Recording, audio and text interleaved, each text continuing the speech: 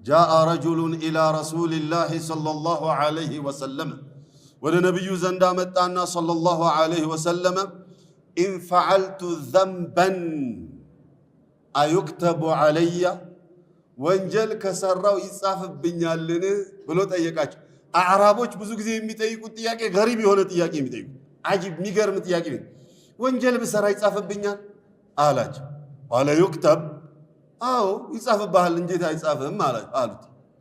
ወይን ቱብቱ ይምሐ፣ ተውበት ካደረግኩስ አላቸው፣ ይሰረዝልሃል አሉት።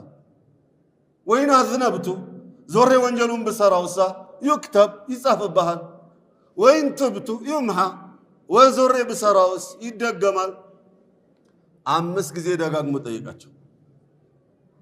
ኢላ መታ አሉ። ደግሞ ጠየቅ፣ እስከ መቼ ነው ይሄ ነገር የሚቀጥለው ተባለ ጊዜ ቃለ ኢነላሃ ላ የመል ሚነል መግፊረቲ ሐታ ተመሉ ሚነል ኢስቲግፋር።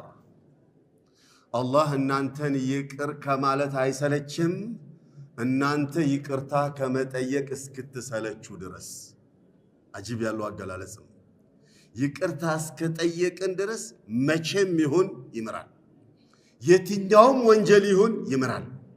ወንጀሉ ቢበዛም ይምራል፣ አይነቱ ቢከፋም ይምራል። መች ይቅርታ ከልብ ከጠየቅን፣ መስፈርቶቹን አሟልተን ከጠየቅን።